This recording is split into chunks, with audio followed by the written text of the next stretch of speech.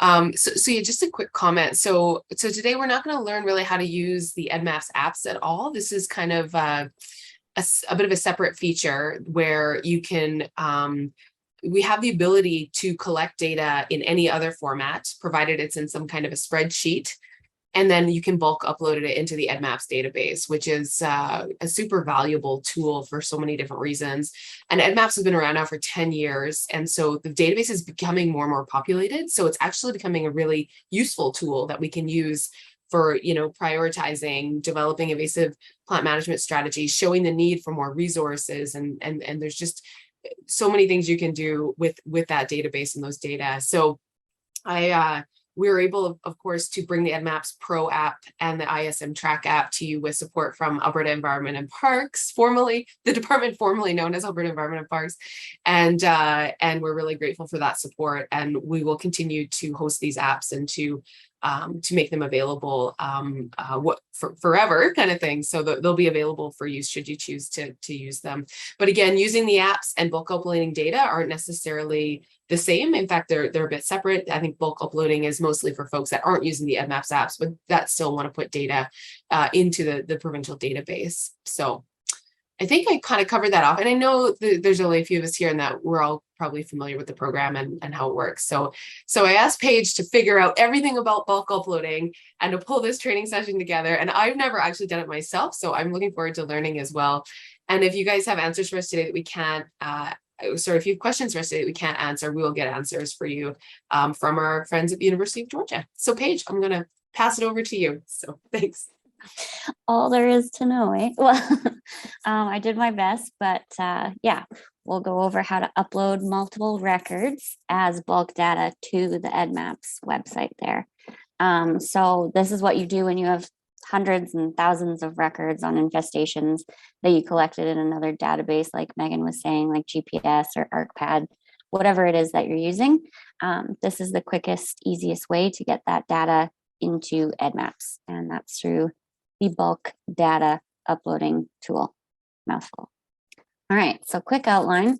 We'll go through some bulk best practices, a little step-by-step for bulk uploading. We're going to review it together online in the My EDDMapS part that's on the website. And then there's a couple of helpful resources that I wanted to show you guys too.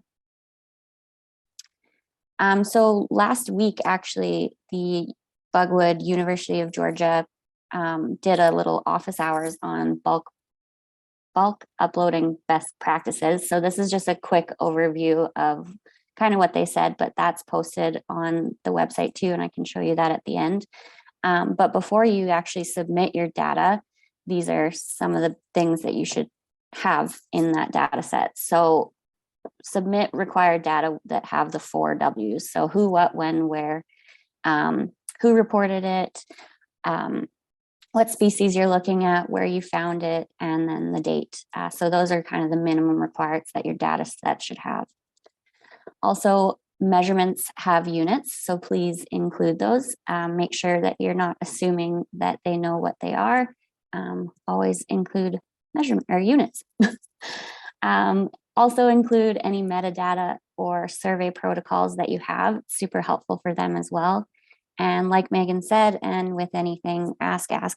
Any questions you have, send our way, send to Bugwood. And it's great to ask these questions before actually sending and sharing your data, so you don't have to have that back and forth and whatnot. But just to get into it, this is kind of the step-by-step. You'd log on to, or you'd go to the eddmaps.org website, and you'd log into your account. So that's that little guy in the corner there. I don't know if you can, is my mouse visible maybe? But it's that human, the big arrow there. Yes, yeah, we can see it. Okay. And that's where you'd kind of get started. So the first thing is to log in. Now that you're signed in, there's a couple spots here on the top. So My EDDMapS is where we'd go. We'd click on that to get to our dashboard.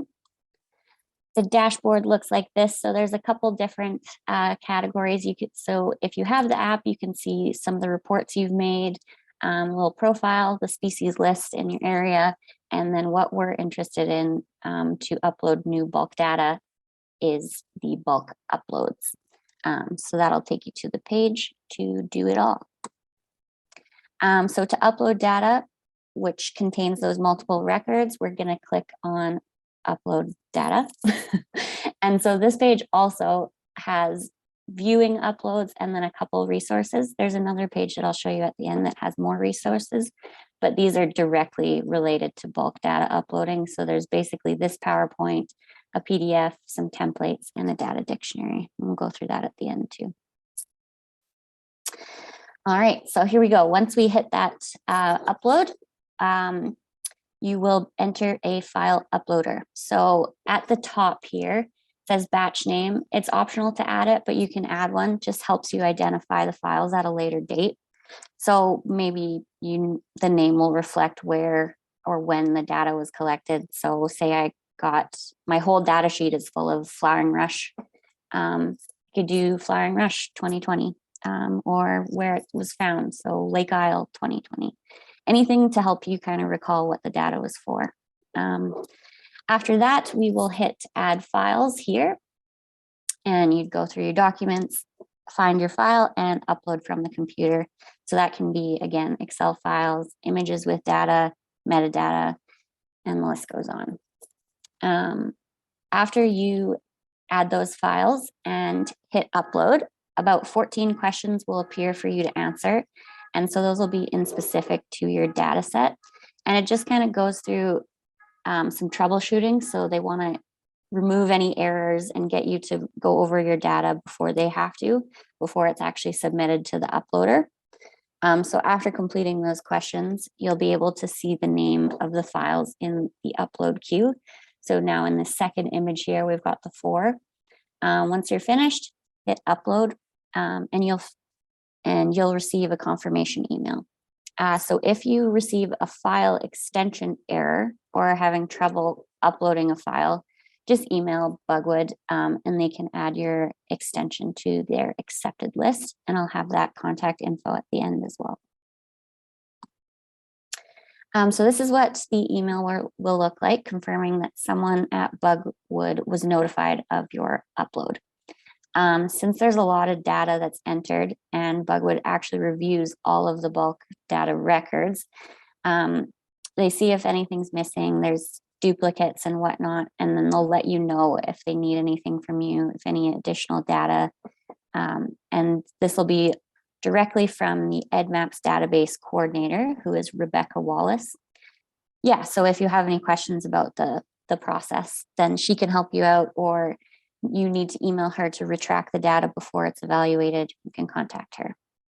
And then on that same page, under the My EDDMapS and then bulk uploads, where we uploaded data, just underneath there's view uploads, and this will be to see and check the status of the files that you did upload. So it contains that bulk data. And once you get to that slide, it'll look like this. You can search your uploads by clicking on the headings. So you can do just based on ID, the title, the date that it was uploaded, or the status. The status actually shows whether the data is new, needs processing, needs information, has been uploaded, or has been removed. If your data needs additional information, you'll receive that email notification again. But that's basically it. You've now uploaded your data. But I was thinking that we should go through this and review together online so you can kind of see it firsthand. So I'm already on the website, eddmaps.org. I'm also already logged in, but you would probably click this and sign in and put in all your credentials and whatnot. This is the My EDDMapS, and it'll bring me to my dashboard. So we've got all those things, forms from last time in the presentation, and we want to hit bulk uploads. We would hit upload data. And then let's say we do training tester, I don't know. And now we will search our files. So I have a couple here that we've made up. I can actually show you those and open to give a little example of what they look like too. wherever that may be.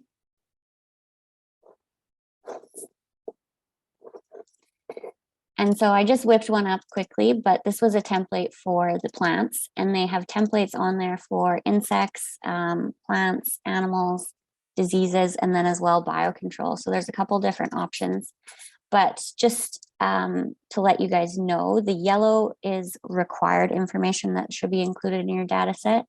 Any gray is optional to include, and then you see this pink one over here, and that is conditional. So here I am the reporter, the owner would be AISC, and the scientific name is for flying rush is Botamus umbellatus. We have a living specimen. We detected it, newly discovered on May 6th in Canada, Alberta, and we pretend found it in Parkland. The thing here that I wanted to note is the UUID. So this is the unique identifier. And that you need to make yourself if your database doesn't have it. So this is just a general one that we use. I'm going to include it in a little document that I'll attach in the chat later here. But basically in our file, we had six that we wanted to fill. Potentially you could have like, I don't know, 100. We want to generate some codes for that, and we get 100 different codes. For this data set, we had 6, so let's just go with that. And I want to copy them to the clipboard. So here I just copy paste. Oh, I did have 7. Anyways. Well, actually this one's different, so that works anyways. But we want to copy and paste them and make sure we do that and not just drag, because you will get either the same information or sometimes like with dates, it automatically generates to the next date. So we want to make sure that they're all different and unique. So you'll have to do that for your data sets. Otherwise, we'll go back to our bulk data uploader that we were on here. But that's just a little overview of what that data sheet looks like. So those are uploaded here in the queue. We will hit upload. And then these are those 14 questions. So we can quickly go through them. And as you saw, my fake data sheet is pretty basic. So these will not have a lot to do with them, but you can adjust them, the answers to your data set. So does the upload contain at least one file with records in the spreadsheet? So we have an Excel. So yes, save and continue. We have scientific name, observation date, location. Yes, we do. If your data is being submitted as an ArcGIS shapefile, we would normally recommend that all files have the same name but different extensions. So to be able to access a shapefile with these are the minimum types of files needed to open it. Does your upload for shapefile with at minimum these extensions? So mine does not, because we did not use ArcGIS. If your data is biological control, did you include both scientific name or biological agent? And it is not. If you have a gross area, infested area, or some other measurements documented, did you include units? So mine does not contain measurements. And so basically we go through all these. If you need to stop and say, oh, I need to fix my data, you can save this. You can close it and save and continue. So we hit upload and it'll bring us back to that question that we left off on. So I'll just quickly go through this here. If your data is not coded, no, not applicable.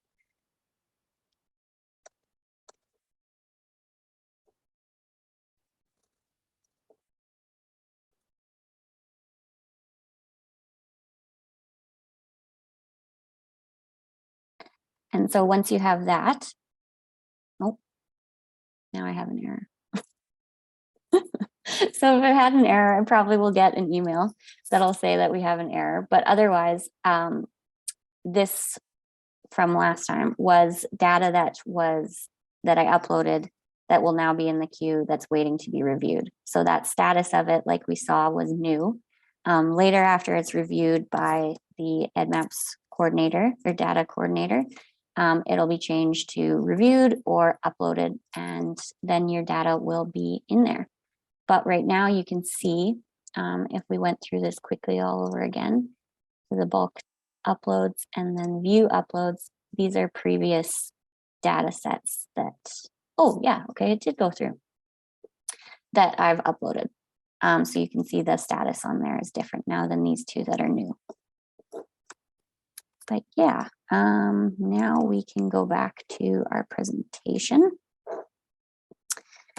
And I wanted to direct you to some helpful resources. So as you saw on that user uploads page, we had the procedure and then some templates. We saw the yellow is required on those templates, gray is not, and the pink is conditional. And on this template, there's also a data dictionary. So if you're confused, what is reporter? Like, could I put my name? Do I put my organization? Do I put whatever it is? You can see the description, and then you can also see an example. And they have that for all of those here. So that's awesome. And remember, if you fill these data sheets in as best as you can, the more information you include, the more valuable your data actually becomes. So remember that. These resources that we've been learning about are also on the tools and training page on the eddmaps.org website. So you would, right beside the My EDDMapS, hit that. And then there's a bunch of PDFs and PowerPoints even that you can go through. I also made a quick Word document with some links that, Megan, if you could throw that in the chat, will be helpful. And then everything's all in one place for you guys. And then as well, if we're on this page, go to training. You can see an example of just all the resources that they have. So those PowerPoints, PDFs, some videos from the EDDMapS Summit that they had this year and last year, more training materials, and then their office hours as well as upcoming office hours. So this is the one that they just had last week, which was preparing the data for these uploads. So I definitely take a quick gander at that if you have any questions after that quick slide that I went through at the beginning.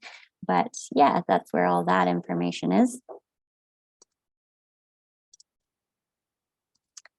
But that's pretty much it. So thanks for listening. And this will be available on that resource as well as on the website. So any questions that you have for uploading the bulk data, that EDDMapS contact is right there, Rebecca Wallace, or you can contact us at info@.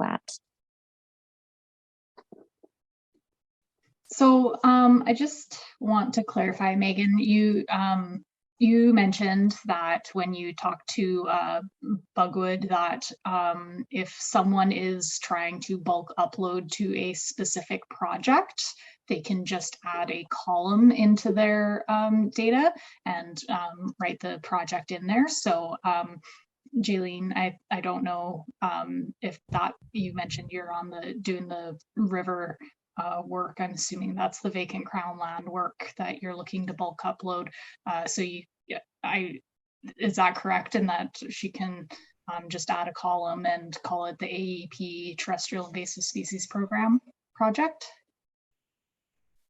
Yeah, that's my understanding. And again, I haven't tested that out, Natasha, but when I did reach out to Bugwood, that's exactly what they said. So maybe it's worthwhile for us. Maybe we should do a test of that page and make sure that that works okay, and upload a test into Natasha's project, and we can try that later today. Okay. But when we have questions like that, they're super responsive. Like between Chuck and Rebecca, like they'll usually get back to us within a day when we have questions like that too. So if you're stuck, if it's a technical issue or a logistical kind of issue, like, or administrative, I guess, that Natasha pointed out, we can get that information back right away. So yeah. But for you, Jelaine, was that clear? Like, it's a relatively straightforward process with a few kind of quirks, including, establishing those unique identifiers. Like, that's a little bit weird, but other than that, it's pretty straightforward. Hey? Yeah, actually, this was really valuable for me. You made it really clean cut, really straightforward. And yeah, that was those unique identifier numbers was one thing that threw me for a loop. So yeah, if you guys can send me that link, then I definitely can figure it out from there. But I was going to comment, Natasha, you had mentioned, so for me to send my bulk upload to the province, what's the best way I don't know anybody. to list My wife might know somebody. to list my bulk upload so that they know it's for the river terrestrial systems that they're providing us funding for? Like, do I just list my bulk upload as, like, what's the best way to list it so that they know that's what it is for? So the project is still named AEP Terrestrial Invasive Species Program. Okay. So that's the project that you'll be bulk uploading into. Okay.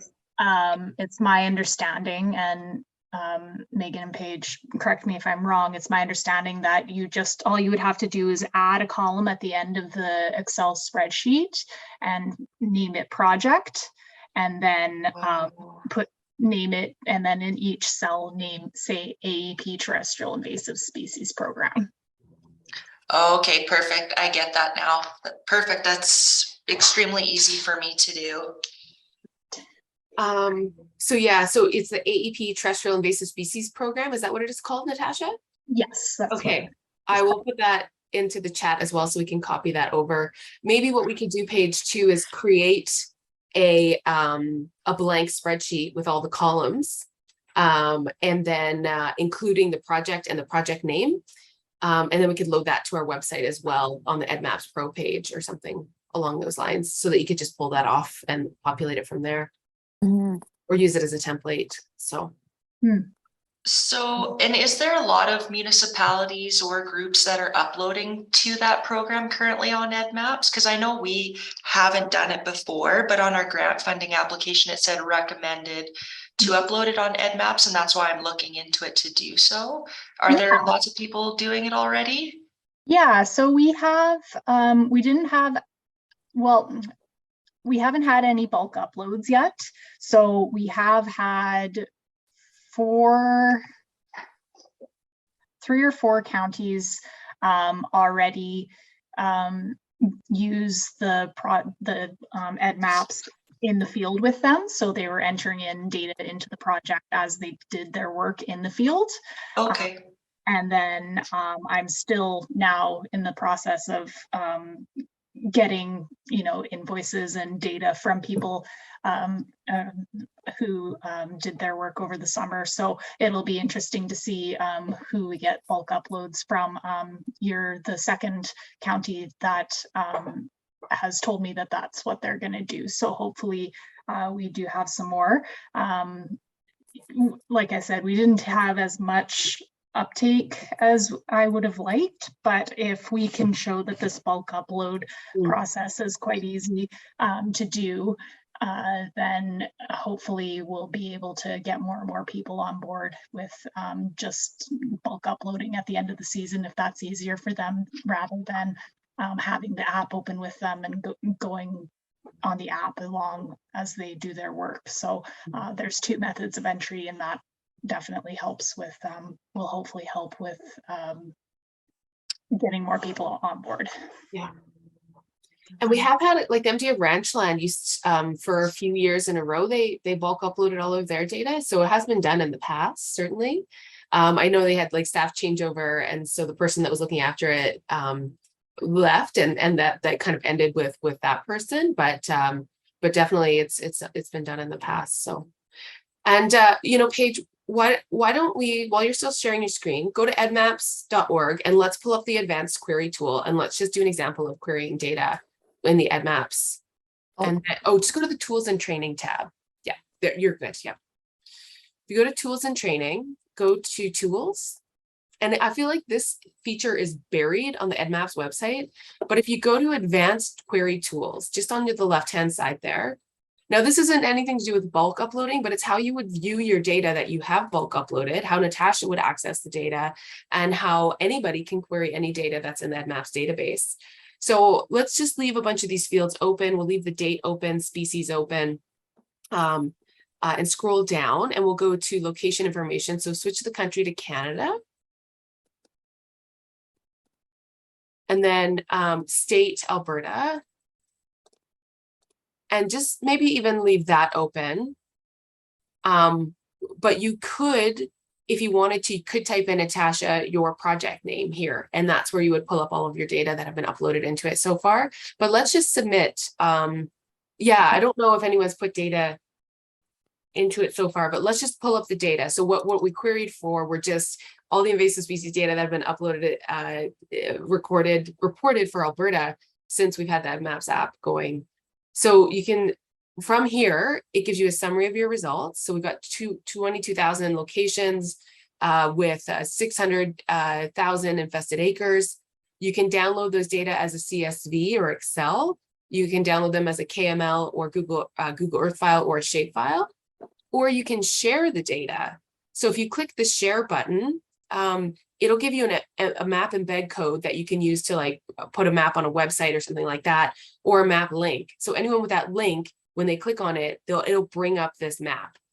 And so if we exit out of there, I think just, yeah, you can zoom in or out anywhere on Alberta. You can click on any of those points. You can look at the photos. You can look at all the records, who reported it, when it was reported. You can update these points in EDDMapS Pro to say it's been controlled or eradicated. You can see the red points are positive, blue are negative, green is eradicated, and yellow is treated. There's a lot of blue points on there because people are using this for monitoring for zebra mussels, and you can use it for monitoring of anything. Like if you're looking for an invasive species, you're doing surveys for a particular species, and you go to an area and you don't find it, you can report a negative sighting, which is actually really useful. So much of these data are simply presence data, but we are populating with absence data as well, which are equally as valuable. So this is a super underutilized aspect of EDDMapS that can be useful for so many different things. We are getting the iNaturalist invasive species data are getting fed in into the database, and that's why we have things like red clover coming up here. But we're going to ask them to remove any maybe not any unregulated, but species like red clover that maybe we don't need in the database. But it's useful too that all of the weeds and invasive species reported through iNaturalist automatically get fed through to the EDDMapS database, which is really cool. So again, just another kind of example of how valuable this is for all of us, and how easy it is to query the data. You can, like, say you wanted to search for Canada thistle reports for Alberta, you could go back, or you could search by a specific year. You could search by a specific reporter, by county, by project, infestation status, you name it. Yeah, this will be an interesting one. I'm not sure if there's a ton of reports in Alberta from flowering. It won't show us the full picture, but we'll get something. I think it will. Will it? Okay. The bulk uploading that I did was flowering rush, like with Nicole when we were on the boat and just going through the river. Oh, okay, perfect. So if you zoom out, here we go, there it is. Yeah. The city of Calgary did a bunch of flowering rush work as well too this year, so that will probably show up here. That'll show up. You can kind of see the direction of the Bow River right there with these points. So, and again, when you're doing targeted surveys for something like flowering rush, this is I didn't realize that's interesting. So here's where negative reports are useful too, right? Because you're doing that survey. So you can also, when you're recording the EDDMapS data, you can record points or polygons. You don't see the polygons on the map, but you will see them when you click on a record. You can pull up the polygon and look at the area occupied, etc.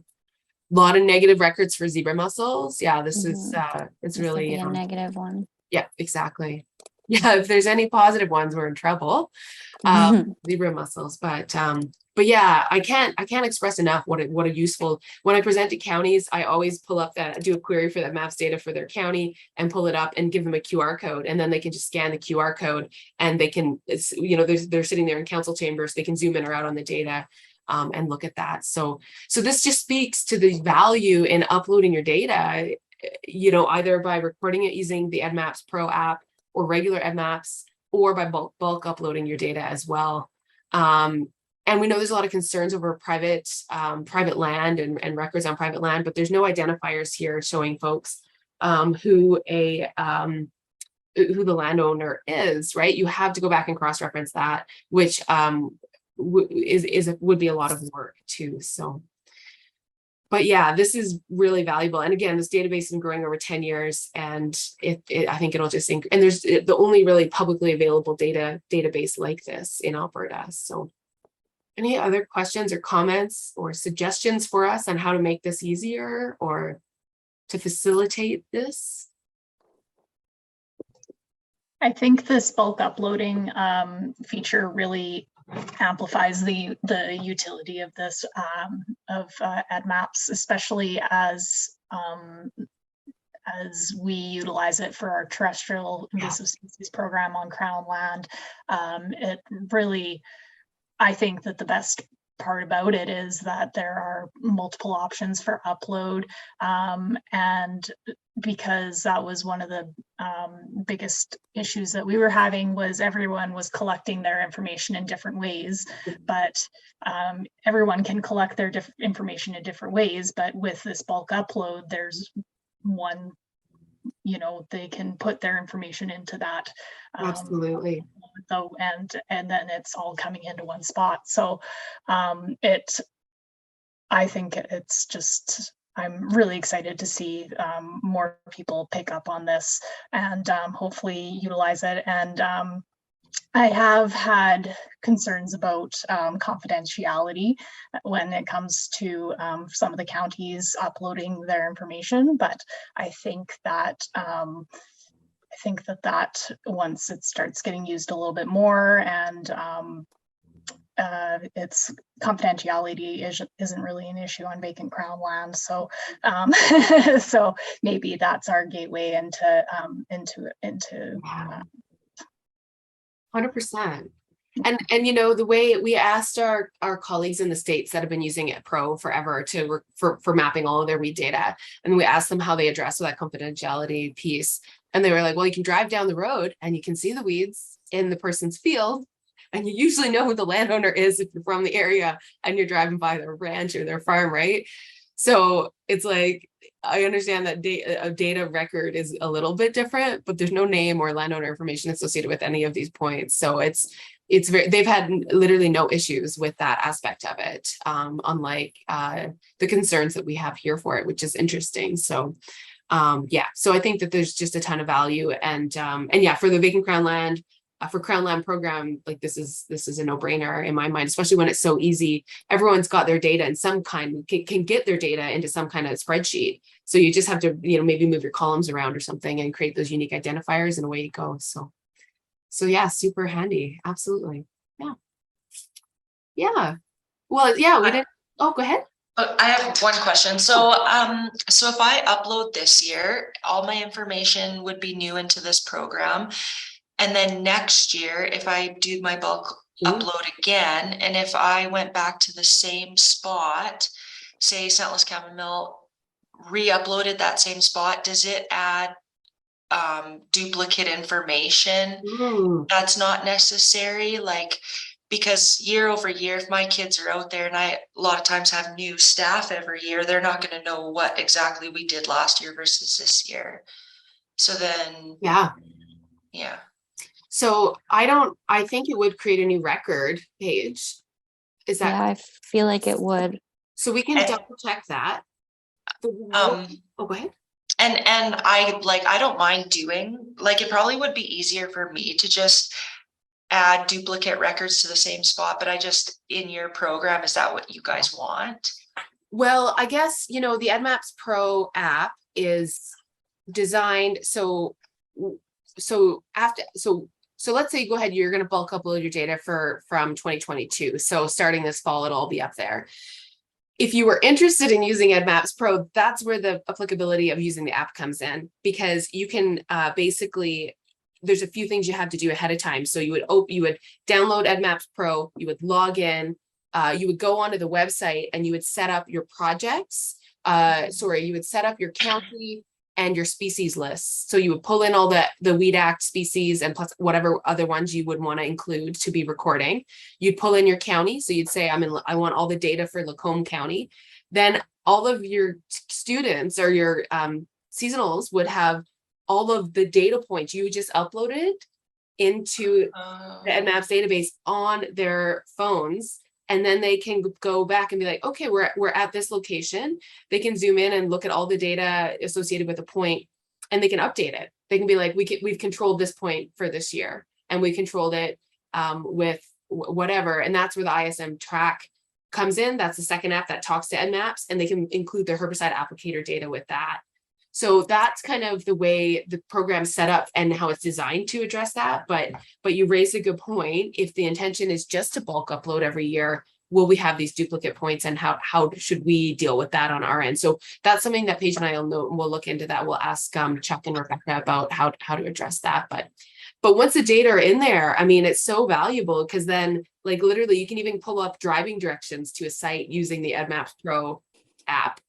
You know, so if you're sending them out, I need you to deal with this infestation the next 2 days or whatever, you're going to go here. It'll track their kilometers. You'll do all this stuff. It's really cool.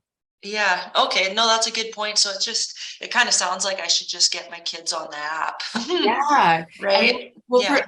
I think so. But yeah. No, it sounds good. That answers my question. Thank you. Yeah. And we will look into the separate question there too about duplicate records, because that's a good point that I hadn't thought of. So. The one thing about getting the kids on the app, if you're uploading into specific project, you got to make sure that you set it up ahead of time, Right. So that the kids are participating or are a part of the project in order to add points to the project. So as far as the terrestrial invasive species program goes, so that is just some work that needs to be done on the online side of things. Totally. Before they can go out, but then once they're on, they can enter in anything into the project. That's a really good point. And so to kind of follow up with that, Natasha, so I'm going to be talking at IST. I weaseled myself onto the agenda. So I'm going to bring this up then. And what I'll do at that point too is pitch a training session, because we haven't had like a field day together to like, and what that might, maybe what we can do is do a virtual, or sorry, do an in-class portion where we get everyone set up with an account. We get everyone set up into projects. They set up the app, do all that stuff. And then we can go out and map some weeds or something. And we could maybe even offer that classroom portion. We could record it, and we could invite people who can't travel to that as well. So we could do that. Maybe, I think we talked about doing a little bit of EDDMapS Pro training in conjunction with the weed schools. So if there are counties that are interested in using it, then that's something we could do at a weed school if there was the desire by the planning committee to do that. And if not, we could do it separate from a weed school as well. But we could work with everyone to get everybody fully up to speed and set up. And because there is a bit, I'm glad you pointed that out, Natasha, because there is a bit of front end work to do before you get out there. But once you're set up, it's pretty solid. Yeah, that sounds great. Yeah. For sure. So if anyone's involved in planning their weed schools, our hands up to offer, maybe we could like combine that with some weed identification or something if there was any desire for that. So just let us know. Yeah. So we've got a little bit of work to do there, but we're happy to help in any way that we can. Great. Well, thanks so much for being here, everyone.